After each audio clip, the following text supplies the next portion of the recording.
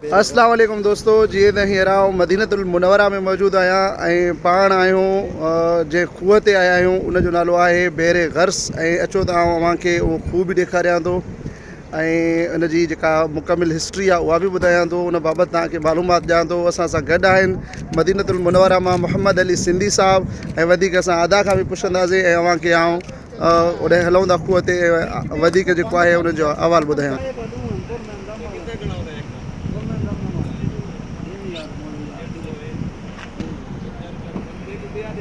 ही असीं अची विया आहियूं बेरे गर्स में। ही खूह आहे जेको ही बेरे गर्स आहे।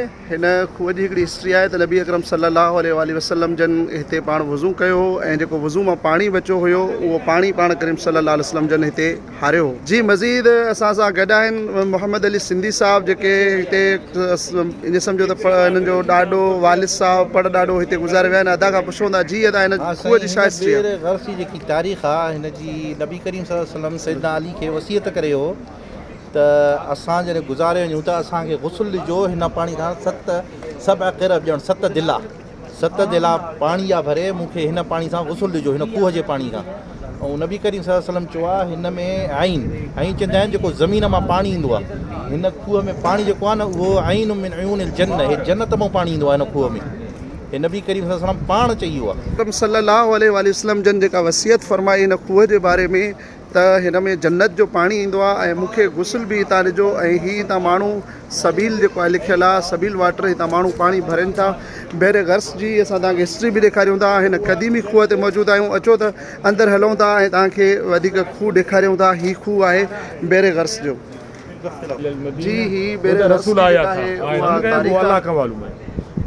बेरे गर्स जी जेका आहे उहा मस्जिद आहे ऐं हेॾां ही मस्जिद आहे हेॾां ही खूह आहे। हीअ ॾिसो ही खूह आहे बेरे गर्स जो जेका तारीख़ आहे हिन जी। ऐं हिते नबी करीम सल्लल्लाहु अलैहि वसल्लम पाण वज़ू बि कयो आहे ऐं हज़रत अली मुर्तज़ा रज़ी अल्लाह ताला हिन खे वसियत कई अथई त जॾहिं मां दुनिया मां रहलत फरमाए वञा त हितां जे पाणीअ सां मूंखे गुस्ल ॾिजो। ऐं हिन खूह मां जेको आहे हिकिड़ी नहर जन्नत जी नहर बि जेको आहे उहा बि जेको आहे गुज़रे। त हीअ फुटेजिस जेके आहिनि उहे अॼु खां जेको आहे 32 साल पुराणा आहिनि जिन जा जेको आहे ही तारीख़ी तस्वीरूं। गर्स में जेका आहे वज़ू जी जॻह जीअं हिते माण्हू बरक़ातूं नफ़िल अची पढ़ी सघे। हीअ मस्जिद जी गेट आहे ऐं पाण एंटर थियूं था मस्जिद जे अंदरि। हीअ बेरे गर्स जी मस्जिद आहे। मर्द ऐं औरतुनि जे लाइ अलॻि अलॻि जेको आहे जॻह ठहियलु आहे ऐं हिते माण्हू जॾहिं बि अचे थो त बरक़ातूं नफ़िल जेको आहे उहो लाज़िम पढ़े थो।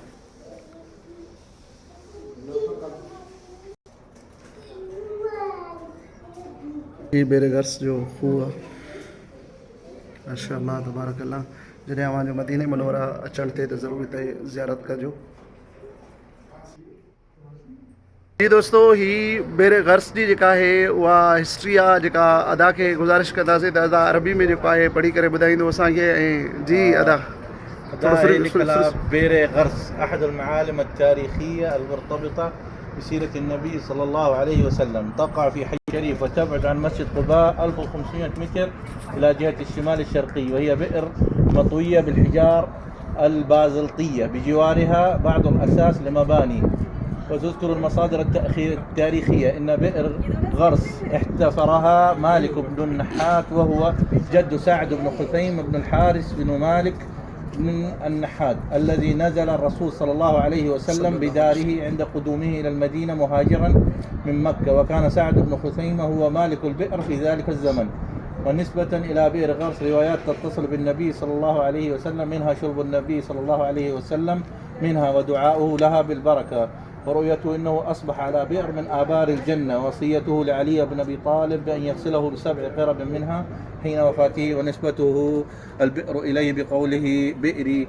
وفي بعض تلك الروايات أقوال للمحدثين. سين اللي كلا هنا में साईं नबी करीम सल्लल्लाहु अलैहि वसल्लम हिन खूह जे लाइ दुआ बि कई आहे ऐं साईं ख़्वाब में ॾिठो आहे पंहिंजे रोया में नज़र में आयो अथसि त हो जन्नत में कंहिं पाणी ते बीठो आहे। उहो हिन खूह जे बारे में थो चए ऐं हिन जो जेको खूह जो मालिक हो साद इब्न खुसैम हे मालिक हो जेको खूह जो।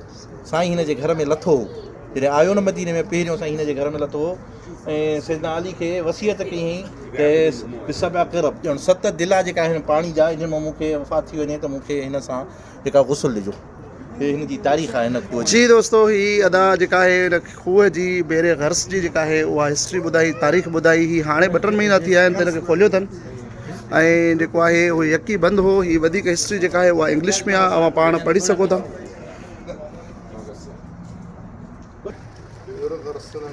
बेरे गर्स माशाअल्लाह तबारक ताला।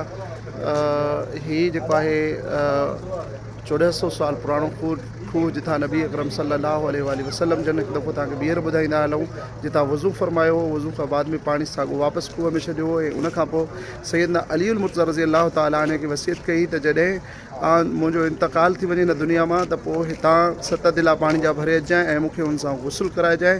ऐं पाण करीम सल्लल्लाहु अलैहि वसल्लम जन फरमायो त हिन खूह में हिकिड़ी नहर जन्नत मां बि अचे थी। माशाअल्लाह हलंदे बि भरियो।